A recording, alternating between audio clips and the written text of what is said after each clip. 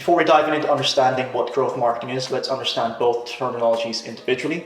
Growth, it's essentially a process of development, or a process of developing something, whether that's an idea turning into its physical manifestation, or it's a person improving their personality, or it's a business improving their KPIs. That process is called growth. So what's marketing?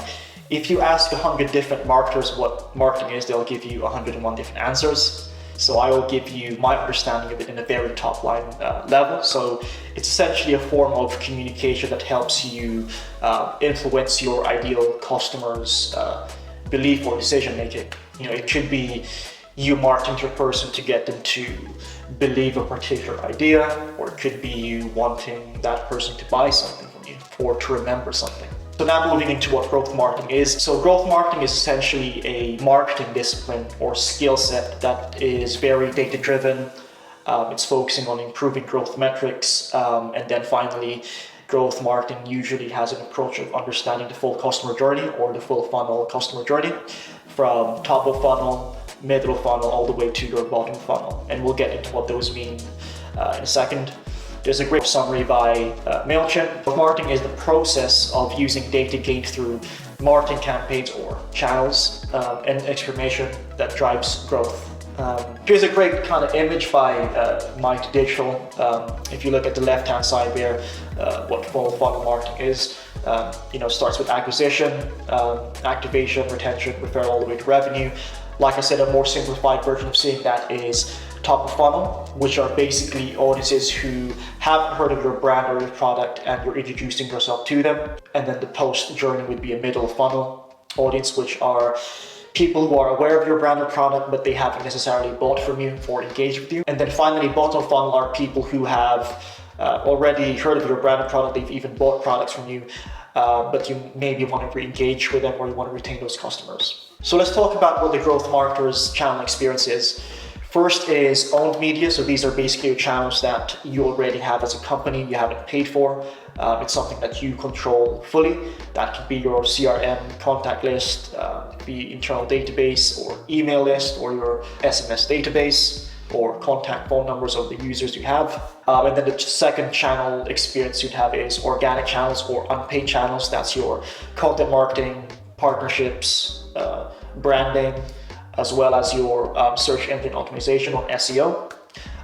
Even though it's seen as an unpaid group of channels, in theory some of those are actually paid if you really come to think of it. When you're writing content for improving your SEO, you're paying that particular person money to write that blog, for example, so really it's not really unpaid. Paid channels, so these are your channels that you obviously pay for, so your paid search, whether that's Google Ads, that's Microsoft Search. Then you've got your paid social channels, your Facebooks, Instagram, Twitter, LinkedIn, and then programmatic display, and then paid partnerships, whether that's a publisher website or that's a particular social media influencer, you're paying them money to promote your product or brand. And then finally, I've added on a fourth group channel here, which is data analysis, and I feel like that's going to be a very important theme for growth marketers and in marketing in general.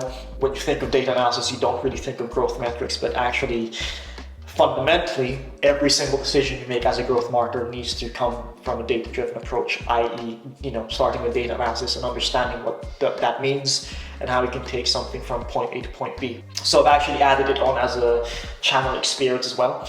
And then what that looks like is obviously having an understanding of your website analytics or your app analytics. Product analytics basically just means app analytics. So understanding how people are using your app, how are they finding your app, what's the user experience once they've actually installed the app. And then part of data analysis is obviously being able to integrate all those different data points and being able to visualize that data and understand it, and then finally be able to explain that to your stakeholders and dumbing that information down so they can actually understand it as well. So where does growth marketing actually come from?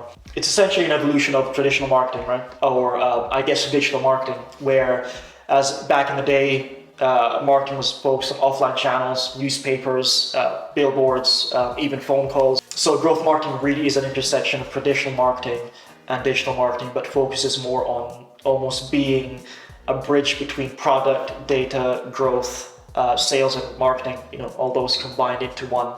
Growth marketing is not to be confused with growth hacking, which is on paper a completely different term, although it's obviously focused on growth as well.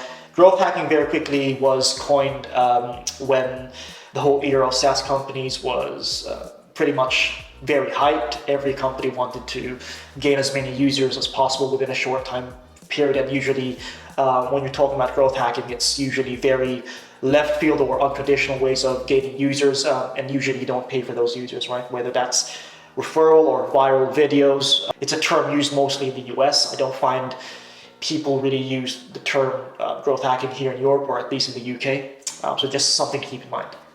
So let's deep dive into what a growth marketer actually does. Basically, the growth marketer is very dynamic. It's a very personalized role depending on what the business needs. It varies quite wildly depending on what the company needs and the level of the company, whether they are, a startup, a scale-up, or a Fortune 500 company. But again, as management, growth marketers tend to just focus on improving growth metrics or key performance indicators through a variety of different channels, from paid, organic, owned, and data analysis as well. There's different types of growth marketers. There are growth marketers who focus on one channel. They're channel specialists. There's hybrid growth marketers that focus on 2 or more channels. And then you have growth marketers who are generalists, so they have a very holistic understanding of different channels, but they're not necessarily specialists. And then finally, you have full stack growth marketers who have an understanding of a lot of different channels. They actually specialize in, I would say, maybe 4 or more different channels, and they're able to integrate all those different channels into one. It's a role that evolves within the company needs, so it's very personalized in that sense. Growth marketing is pretty much a buzzword sometimes, so it's good to understand where this growth marketing actually fit in this new digital age we're in. I guess the common theme here, which you've noticed already, is that a growth marketer actually really adapts to the environment they're in. So if they're in a startup, they might be more across different channels at the same time, whereas if they're in a scale-up environment, they might be a bit more siloed and focus on one channel specifically, and they really own that specific channel, whether that's paid advertising, SEO, or more of a project manager role. From my experience, I feel like a growth marketer really acts more as a consultant or a project manager. So you're solving problems, you have a lot of meetings, and you're able to cross-collaborate with different roles, with different teams in the company. Every decision you make or every presentation you make has to be data-driven, and you have to be able to communicate that to different stakeholders. So if a stakeholder doesn't understand what conversion rate is, be able to understand and explain what that means. So there's a bit of an education aspect to it. And then finally, a growth marketer really is for companies who want to test initiatives. So a growth marketer will really fit in a company who wants to test different things, to pilot different campaigns, and quickly understand what works, what doesn't, and what we should do. And yeah, that's what a growth marketer is. That's what they do. If you have any questions or suggestions, leave them in the comments below. That's it for now. Peace and love.